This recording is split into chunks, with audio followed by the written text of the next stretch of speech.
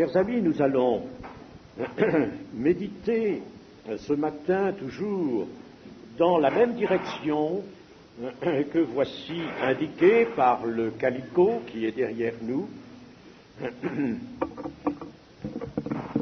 Vivre selon l'esprit. Il est évident que cette parole, vivre selon l'esprit, contient absolument toutes les autres incitations, invitations qui nous sont faites par la parole de Dieu. Nous allons voir un aspect qui n'a pas, je crois, encore tout à fait été évoqué de cette vie selon l'esprit. Nous lirons dans le livre des Proverbes, au chapitre 12, et le verset 11, chapitre 12 du livre des Proverbes. Vous savez que ce livre des Proverbes n'est pas une collection de petites recettes de sagesse bien banales ou bien courantes.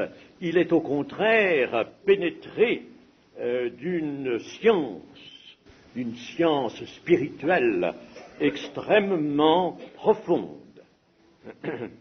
Alors, chapitre 12, verset 11. Celui qui cultive son champ est rassasié de pain, mais celui qui poursuit des choses vaines est dépourvu de sens. Et nous avons le même verset à peu près dans le chapitre 28 du livre des Proverbes, et au verset 19, celui qui cultive son champ est rassasié de pain, mais celui qui poursuit des choses vaines est rassasié de pauvreté. Alors, dans un cas, rassasié de pauvreté, et dans l'autre, dépourvu de sens. Donc, celui qui poursuit des choses vaines est à la fois dépourvu de sens et rassasié de pauvreté. Nous lirons maintenant dans l'Épître aux Éphésiens. L'Épître aux Éphésiens, chapitre 2, quelques versets seulement, versets 8 à 10. Car c'est par la grâce que vous êtes sauvés, par le moyen de la foi, et cela ne vient pas de vous, c'est le don de Dieu, ce n'est point par les œuvres, afin que personne ne se glorifie, car nous sommes son ouvrage, ayant été créés en Jésus-Christ pour de bonnes œuvres que Dieu a préparées d'avance afin que nous les pratiquions.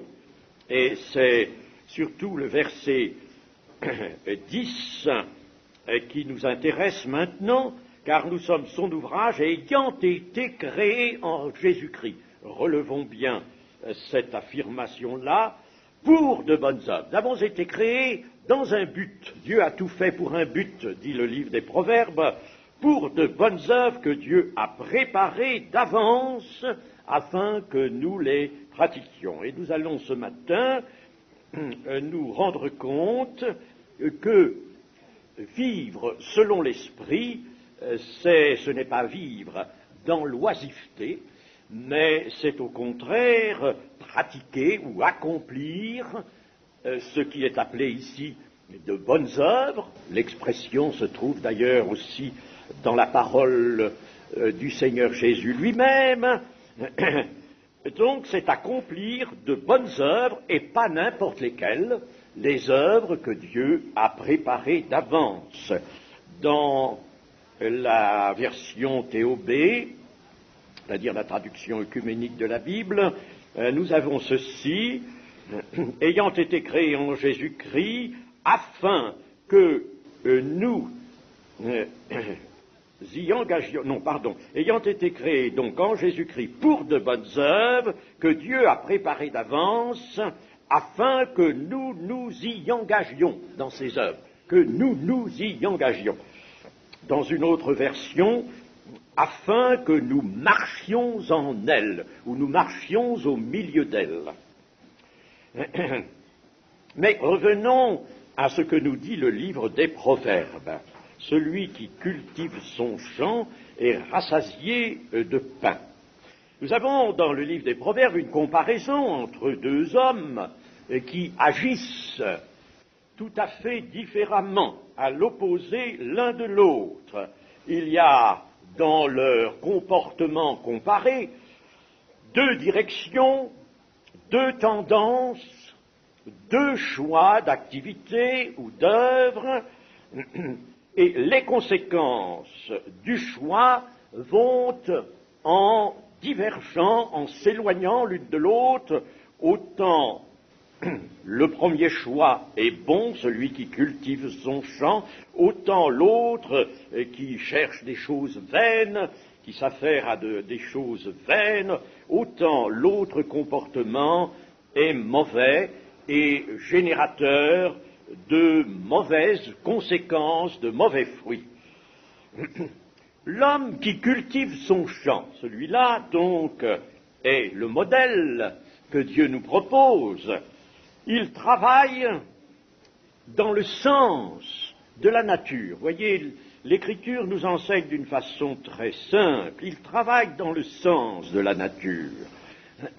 Parce que le champ, c'est Dieu qui l'a donné, qui l'a créé, et il y a une semence pour ensemencer le champ, et il y a toutes les conditions nécessaires pour que cette semence lève et porte du fruit. Tout cela vient de Dieu. Donc, celui qui cultive son champ, il utilise les moyens de Dieu. Et en somme, on peut dire, il accomplit des œuvres préparées d'avance par Dieu, pour que l'homme qui est sage, les accomplisse. Cet homme utilise donc et fait valoir ce que Dieu a créé. Le Seigneur Jésus, en quittant cette terre, nous a parlé par une certaine parabole où il nous dit que cet homme qui s'en va pour un long voyage remet ses biens à ses serviteurs, leur disant « faites valoir mes biens pendant mon absence ». Et actuellement, donc, l'Église a quelque chose à faire valoir. Le Seigneur, sur la croix, a prononcé une parole décisive, très importante, et à laquelle nous attachons bien sûr beaucoup de prix, c'est le tout est accompli.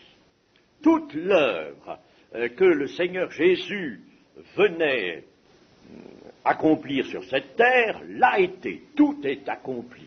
Tout. Et si tout est accompli, c'est qu'il n'y a plus rien à accomplir.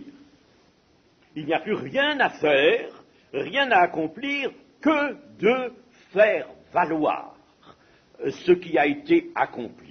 Le témoignage, la prédication de l'Évangile, l'enseignement de l'Église et toute fonction qui s'exerce dans l'Église entre dans cette direction, faire valoir l'œuvre du Christ, l'œuvre de rédemption. Nous l'avons, cette œuvre, elle est totale, elle est complète, et nous avons à la faire valoir.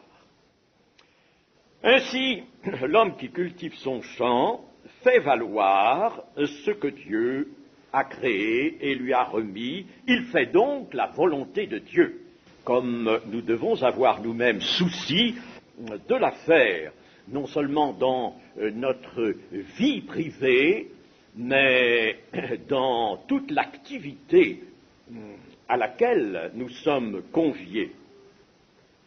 Je rappelle ces paroles qui se trouvent dans la Genèse et qui sont adressées au lendemain de la chute en Éden à l'homme par le Seigneur l'Éternel. C'est à la sueur de ton visage que tu mangeras du pain. Et puis cette autre parole, et l'Éternel Dieu chassa l'homme, chassa Adam et Ève du jardin d'Éden pour qu'il cultivât la terre d'où il avait été pris pour qu'il cultive la terre. Il y avait donc là un travail qui était donné par Dieu, et ce travail, nous pouvons le regarder, nous, maintenant, comme, je ne dirais pas symbolique absolument, mais tout de même, comme ce travail qui nous montre la nature de tous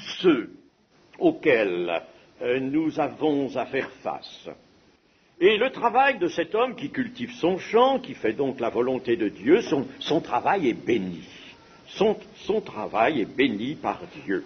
Les occupations utiles et saines sont donc celles que Dieu prépare d'avance, lui qui est créateur de l'homme et qui est créateur du cadre de sa vie. Dieu a fait toutes choses pour qu'elles se correspondent. Ah, c'est une pensée que nous pouvons facilement vérifier en méditant l'Écriture, et même vérifier tout simplement en regardant autour de nous, en pensant aux choses qui nous entourent. Par exemple, Dieu a fait la terre pour l'homme, et il a fait l'homme pour la terre.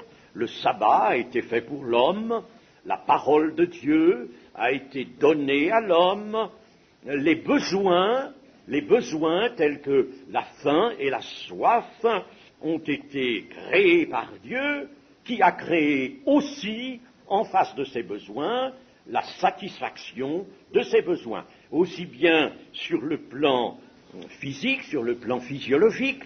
Je pense à la faim de notre être physique, la faim, la soif.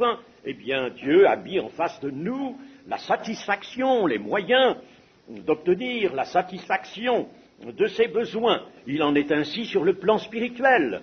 Faim et soif de justice, soif de Dieu. Eh bien, en face de ces besoins de notre esprit, il y a là les moyens de satisfaction. Dieu a créé toutes choses donc pour qu'elles se correspondent. Mais nous pourrions nous demander où sont les occupations utiles et saines pour le chrétien. Pour le chrétien, donc, Dieu a, nous venons de le lire dans l'Épître aux Éphésiens, a préparé d'avance des œuvres, de bonnes œuvres. Elles sont bonnes parce qu'elles sont celles qui correspondent à la volonté de Dieu, à son plan, à ses desseins. Et ces bonnes œuvres, évidemment, l'expression a malheureusement été employée au cours des âges de telle manière qu'aujourd'hui elle est dépréciée. Les bonnes œuvres dans le christianisme traditionnel, qu'est-ce que ça représente? Des œuvres de charité surtout, et cela ne nous dit pas grand-chose. Et puis nous y associons souvent aussi cette recherche de l'homme d'un mérite, d'une propre justice. Alors nous savons que cela est absolument contraire à l'enseignement de l'Évangile. Alors, nous sommes peut-être un petit peu allergiques à cette expression « les bonnes œuvres », mais je dis bien, le Seigneur Jésus, dans Matthieu 5, emploie l'expression que les hommes voient vos bonnes œuvres afin qu'ils glorifient votre Père qui est dans les cieux. Que le monde voit vos bonnes œuvres, les constate. Donc il y a de bonnes œuvres. Et l'apôtre Paul prêchait aussi, lui, les bonnes œuvres. Alors, il suffit simplement de rétablir la correspondance de cette formule avec la réalité biblique.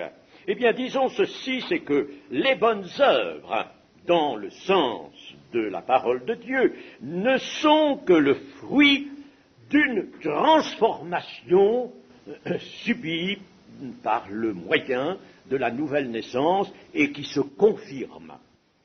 Dans l'Épître aux Romains, au chapitre 12, l'apôtre Paul dit encore à cette église, qui était une église de gens ayant beaucoup de foi, une foi renommée dans le monde entier, eh bien, il leur dit, soyez transformés, soyez métamorphosés, puisqu'en grec c'est métamorphosté. Eh bien, soyez transformés, soyez transformés. Mais ces chrétiens auraient pu répondre, mais nous le sommes, nous l'avons été, puisque nous sommes nés de nouveau. Oui, mais vivez selon cette transformation, agissez de par cette transformation, confirmez cette transformation, procurez-vous par la foi, au moyen de l'amour, par la méditation, dans le cours de votre croissance, procurez-vous toujours davantage les conséquences de cette transformation qui est à la base de votre expérience. Soyez donc transformés, et les bonnes œuvres sont le fruit d'une transformation, par conséquent le fruit du salut reçu. Ainsi Dieu a tout préparé d'avance. Il a préparé d'avance ces bonnes œuvres et dans lesquelles entre le comportement de ses enfants, le comportement des enfants de Dieu, leur conduite, leur activité, qui devra être d'essence spirituelle. Précisons bien que souvent, nous ne savons pas bien faire le départ, la différence entre ce qui est spirituel et ce qui ne l'est pas. Et il arrive quelquefois que l'on ait une fausse idée à ce sujet. On pense que ce qui est spirituel, c'est ce qui n'est pas matériel. Et c'est tout à fait faux. Il y a des choses matérielles, des choses qui font entrer en jeu, si vous voulez, les moyens matériels dont nous disposons sur la terre et qui sont spirituels. Et je dis assez souvent ceci pour bien mettre les choses au point, ce n'est pas difficile, il ne faut pas être compliqué. Si le Seigneur me dit de déplacer un objet, par exemple, ici, si c'est le Seigneur qui me le dit, ou si c'est parce que c'est bien dans la volonté de Dieu, je sais que c'est dans la volonté de Dieu que je fasse cet acte, eh bien, cet acte est spirituel. Donc, une chose est spirituelle par le fait qu'elle accomplit la volonté de Dieu, mais elle peut être aussi bien quelque chose de moral que quelque chose qui se réalise dans le cadre matériel. Donc Dieu a préparé d'avance des activités, outre le comportement, des activités qui sont de nature spirituelle. Et il a tout rendu possible en nous par l'œuvre de la grâce qui, elle, vous le savez, répond à notre foi. Notre foi désire, notre foi a besoin de saisir, eh bien la grâce est là qui lui correspond, qui lui répond. Je disais que Dieu a créé toutes choses pour qu'elles se correspondent, eh bien la grâce est ce qui correspond à la foi. Et vous savez que la grâce de Dieu se manifeste de bien des manières. Quelles sont les bonnes œuvres? Eh bien, elles sont multiples, bien sûr. Elles sont variées. Elles découlent d'abord, disons ceci, d'un certain fruit. Je disais tout à l'heure qu'elles-mêmes, elles étaient le fruit d'une transformation, mais ces bonnes œuvres exigent que d'abord nous portions le fruit de l'esprit. Ce fruit que mentionne particulièrement l'Épître aux Galates au chapitre 5 et au verset 22, on connaît très bien ce passage, mais le fruit de l'esprit, il n'est pas au pluriel, le fruit de l'esprit c'est l'amour, la joie, la paix, la patience, la bonté, la bénignité, la fidélité, la douceur, la tempérance ou la maîtrise de soi. la loi n'est pas contre ces choses. Ceux qui sont à Jésus-Christ ont crucifié la chair avec ses passions et ses désirs. Si nous vivons par l'Esprit, marchons aussi selon l'Esprit. Alors, si nous vivons par l'Esprit, nous marcherons par l'Esprit, si nous avons la vie de l'Esprit, vraiment, en nous, qui est là, présente, en nous-mêmes, dans notre être intérieur, alors nous allons marcher, c'est-à-dire aborder la vie et les heures qui sont devant nous, et toutes les circonstances qui vont intervenir, nous allons les aborder et leur répondre avec l'esprit, c'est-à-dire vraiment en faisant la volonté de Dieu. Alors, quelqu'un qui n'aurait pas ce fruit de l'esprit ne peut pas accomplir les bonnes œuvres de Dieu préparées d'avance par Dieu. C'est pas possible. C'est pas possible. Il ne faut pas confondre le fruit de l'esprit avec les œuvres, mais le fruit de l'esprit est absolument indispensable pour que l'on puisse accomplir les œuvres. En effet, si l'on n'a pas l'amour, si l'on n'a pas la joie, dites-moi, si l'on n'a pas la joie et la paix, comment va-t-on pouvoir, par exemple, aborder d'autres âmes et leur parler de l'Évangile, leur dire, vous savez, c'est magnifique, c'est quelque chose d'extraordinaire que d'être à Christ, que de lui appartenir, que de vivre. Mais il faut le sentir, cela, et il faut le ressentir au moment où on en parle. Ou sans quoi, n'est-ce pas, nous allons parler d'une chose qui nous est en somme étrangère. Et on ne peut pas enseigner la vérité en étant soi-même étranger à la vérité. N'est pas possible. Il faut aussi la patience, la bonté, la douceur, la fidélité. Et nous ne sommes pas fidèles.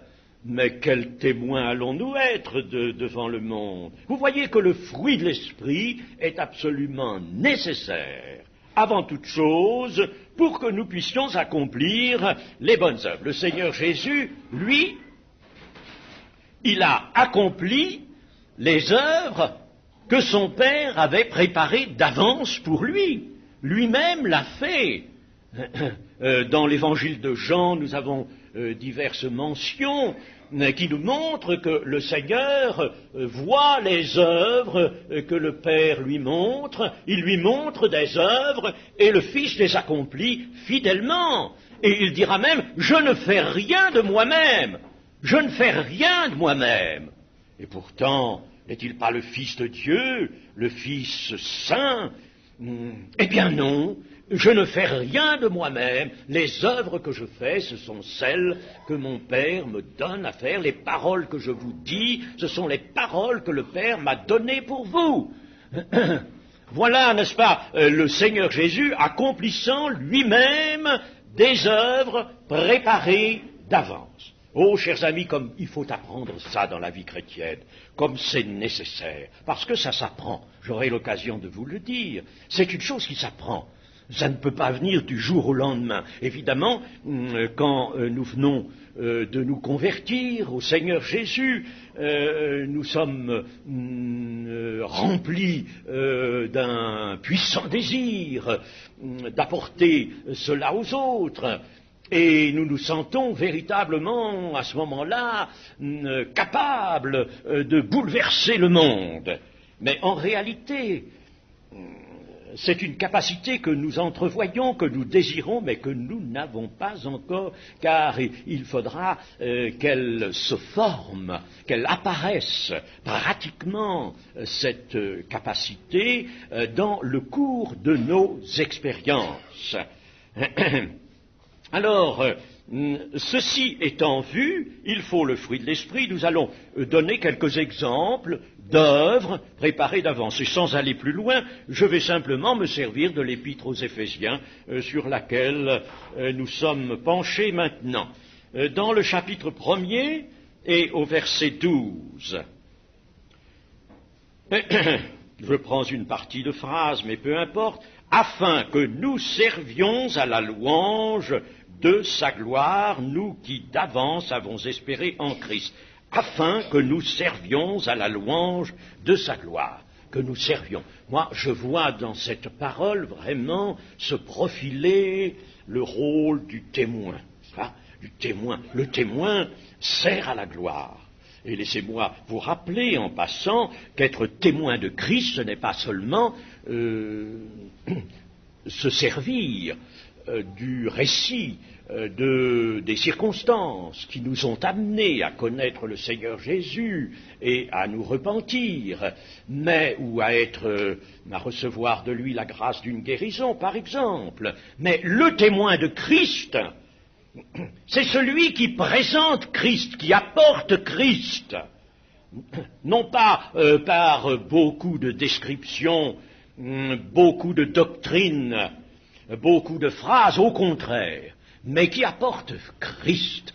Il apporte Christ. Le témoin de Christ est celui qui, en raison même de ce qu'il est rempli du Saint-Esprit, la plénitude du Saint-Esprit, lui apporte, alors là, c'est une capacité 100% spirituelle, lui apporte cette capacité de pouvoir présenter Christ, amener Christ. Il faut que l'âme qui est en face de vous, que Dieu mettra en face de vous, voilà les œuvres préparées d'avance. Ne croyez pas que c'est fortuit cela. Le Seigneur fera avancer vers vous certaines âmes, vous fera rencontrer des âmes. Eh bien, l'âme que vous allez rencontrer, il faut que cette âme-là puisse d'abord découvrir Christ en vous. Ça vous étonne, ça. En vous, dans votre personne, dans votre façon d'être, dans votre joie, dans votre paix, dans vos paroles, mais vos paroles qui seront sobres, resteront très sobres. Il faut que l'on voie Christ. Celui qui vous reçoit, me reçoit. Celui qui vous reçoit, me reçoit. Il y a cela. Enfin, je ne vais pas aller tout chercher, bien sûr, tout ce qui pourrait développer cette assertion de l'Écriture ici, afin que nous servions à la louange de la gloire. Mais il y a là un service, voyez-vous, qui va glorifier Dieu, qui va apporter à Dieu la louange, non seulement la nôtre, mais celle aussi d'autres personnes que nous aurons travaillé à conduire vers Christ. Et puis, au chapitre 1er, toujours au verset 15, c'est pourquoi, moi aussi, ayant entendu parler de votre foi au Seigneur Jésus et de votre charité pour tous les saints, de votre charité, c'est-à-dire de votre amour effectif, votre amour qui s'emploie pour les saints, c'est-à-dire pour les frères, pour les sœurs, pour les membres de l'Église, cet amour qui est à l'œuvre. L'amour à l'œuvre, ça entre, et comment et combien, dans les bonnes œuvres préparées d'avance. Au chapitre 4 et au verset 1er, en toute humilité, douceur, avec patience, vous supportant les uns les autres avec charité, vous efforçant de conserver l'unité de l'esprit par le lien de la paix. Marchez d'une manière digne de la vocation qui vous a été adressée. Cette vocation est une vocation céleste. Marchez d'une manière digne. Et cela encore, importe beaucoup pour le témoignage. Je ne dirais pas le témoignage dans le sens de notre parole, le témoignage par parole, mais le témoignage de notre vie. Si nous vivons selon l'Esprit, notre vie est un témoignage. Elle est un témoignage. Alors vous voyez, cela entre dans les œuvres préparées d'avance. Chapitre 4 et verset 24. et à revêtir l'homme nouveau, créé selon Dieu, dans une justice et une sainteté que produit la vérité, c'est pourquoi renoncez au mensonge et que chacun de vous parle selon la vérité à son prochain, car nous sommes membres les uns des autres. Si vous vous mettez en colère, ne péchez point, que le soleil ne se couche pas sur votre colère et ne donnez pas accès au diable. Eh bien là, il y a ce qu'on pourrait appeler, si vous voulez, l'efficience de la maîtrise de soi.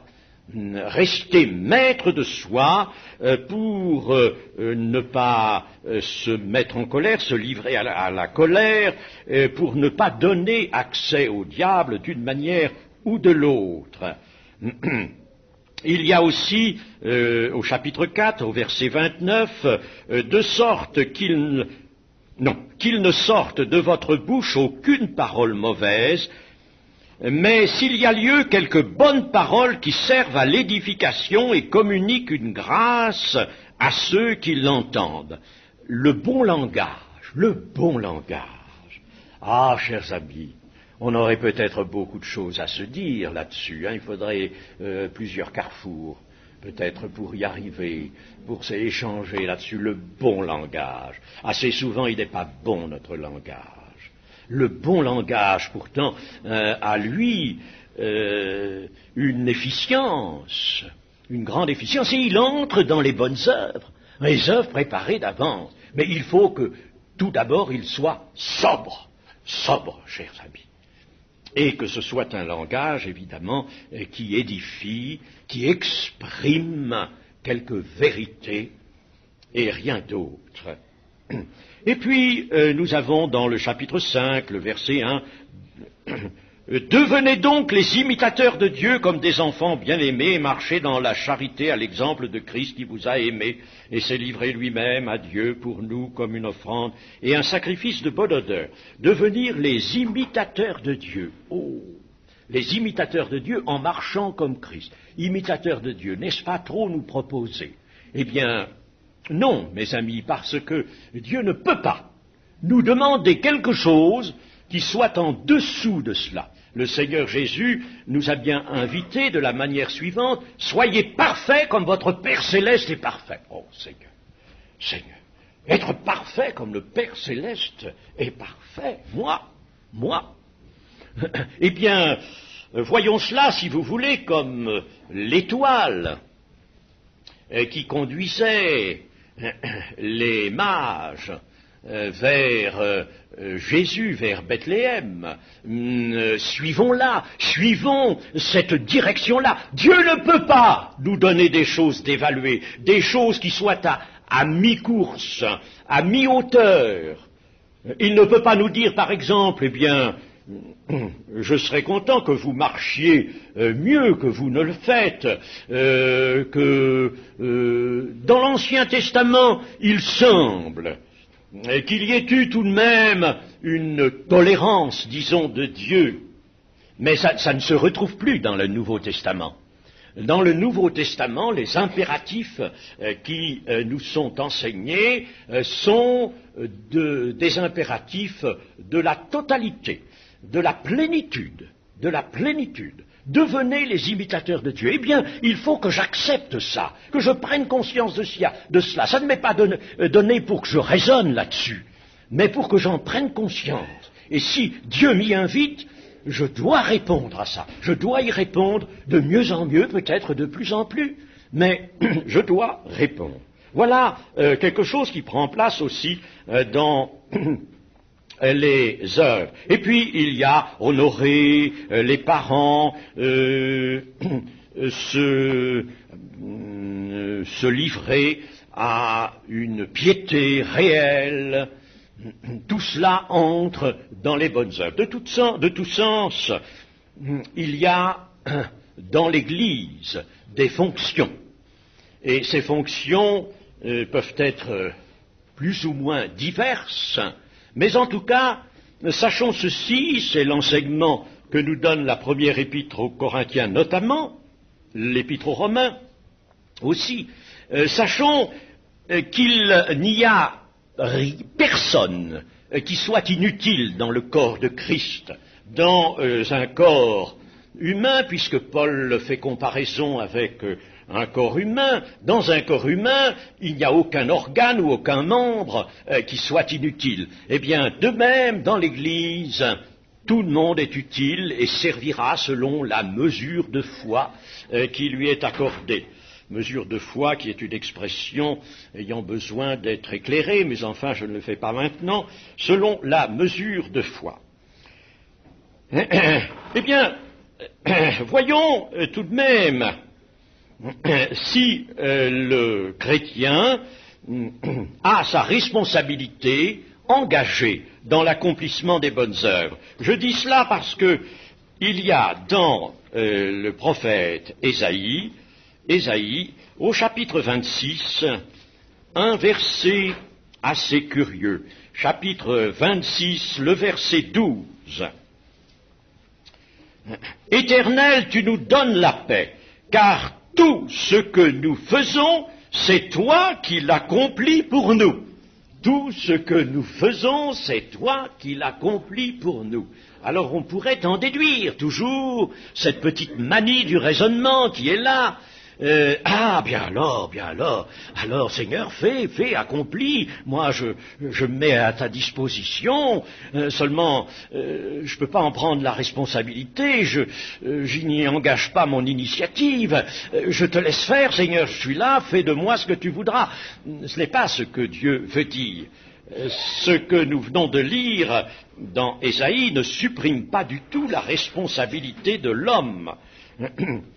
Car c'est par une capacité qu'il va nous confier que ce qu'a affirmé le prophète se vérifiera. Par une capacité qui vient de Dieu, Dieu nous rendra capables, dit l'Épître aux Hébreux, nous rendra capables de toute bonne œuvre.